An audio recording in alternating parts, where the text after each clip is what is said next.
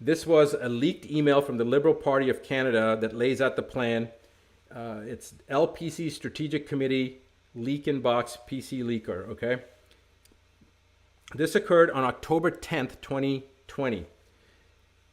Dear, and then it's a blank, it's X'd out because this was an email that was sent to somebody else to let them know, because the person that wrote this email was present, was there, firsthand, heard this. I want to provide you some very important information. I'm a committee member within the Liberal Party of Canada. I sit within several committee groups, but the information I'm providing is originating from the Strategic Planning Committee, which is steered by the PMO.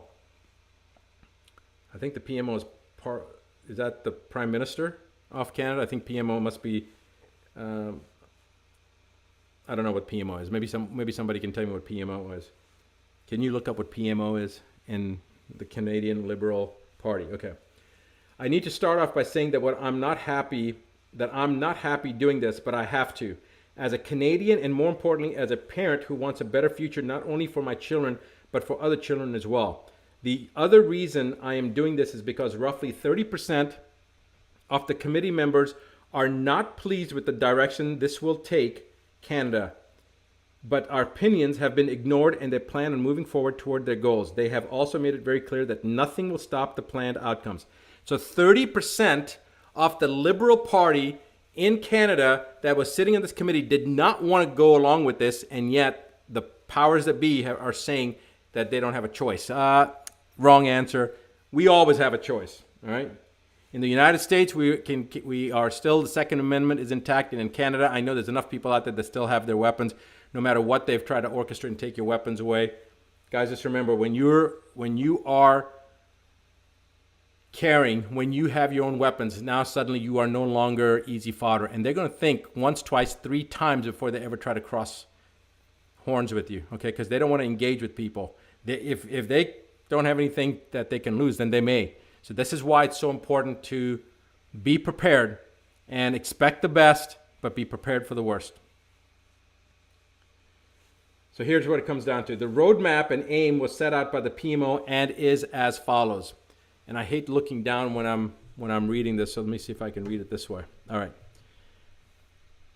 Phase in secondary lockdown restrictions on a rolling basis, starting with major metropolitan areas first and expanding outward.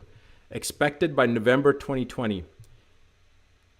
Next one. Rush the acquisition of or construction of isolation facilities across every province and territory. Expected by December 2020. These are concentration camps they're talking about. Daily new cases of COVID-19 will surge beyond capacity of testing. Interesting that they already know that they're going to surge, right? Why? Because they know that if there is such a virus out there, assuming that there's a real virus out there, the testing is already it's already predetermined. They're testing, they're attenuating, they're basically amplifying the RT-PCR test to the point that every human being will test positive. That's what their goal is.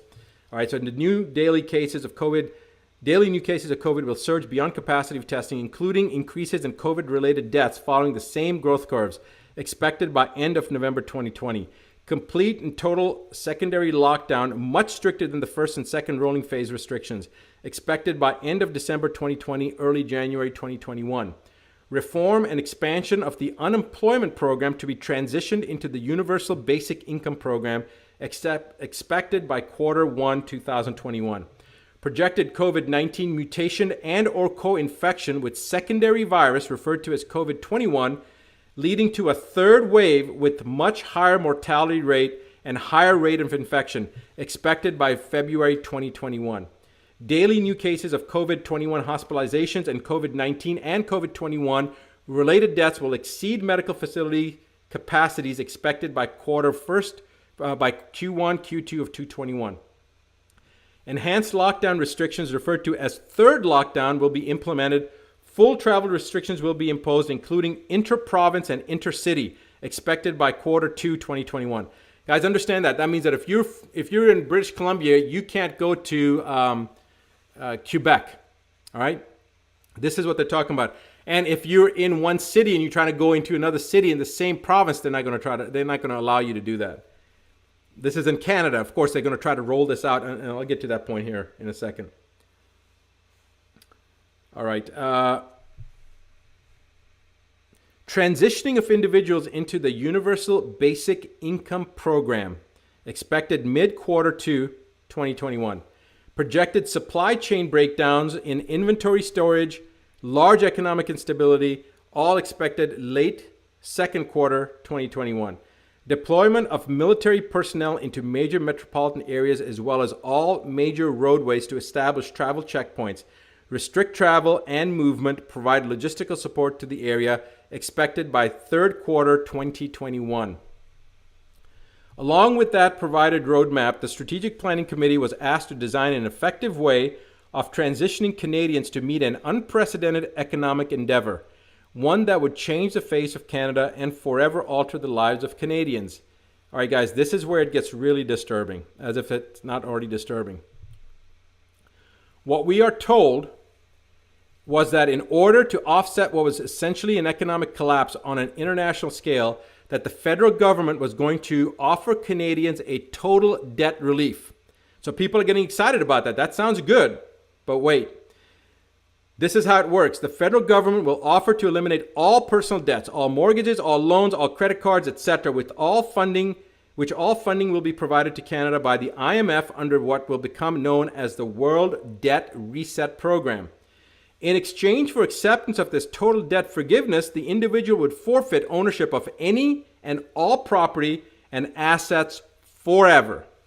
In exchange for acceptance of this total debt forgiveness, the individual would forfeit ownership of any and all property and assets forever.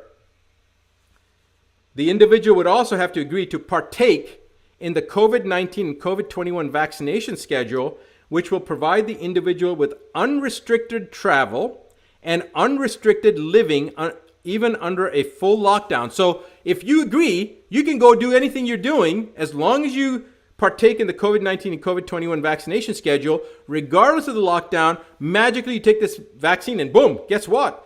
You don't have to social distance. You don't have to wear a mask anymore because you have already gotten your vaccines. All right.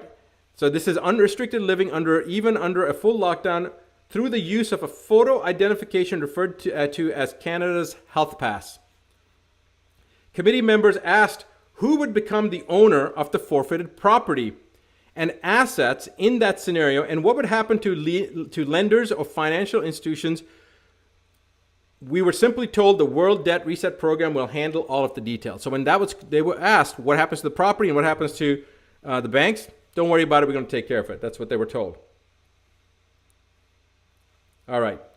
And now it gets really, really interesting. Wow. Committee members asked who would become, I read that. Several committee members also questioned what would happen to individuals if they refused to participate in the World Debt Reset Program or the Health Pass or the vaccination schedule. The answer we got was very troubling.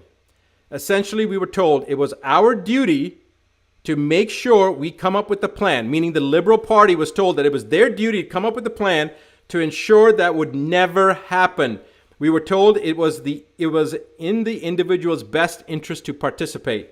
When several committee members pushed relentlessly to get an answer, we were told that those who refused would first live under the lockdown restrictions indefinitely, and that over a short period of time, as more Canadians transitioned into the debt forgiveness program, the ones who refused to participate would be deemed a public safety risk and would be relocated into isolation facilities.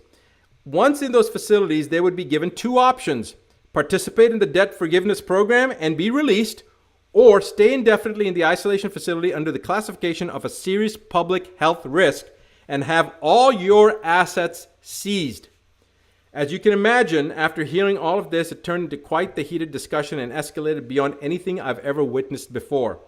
In the end, it was implied by the PMO that the whole agenda will move forward no matter who agrees with it or not.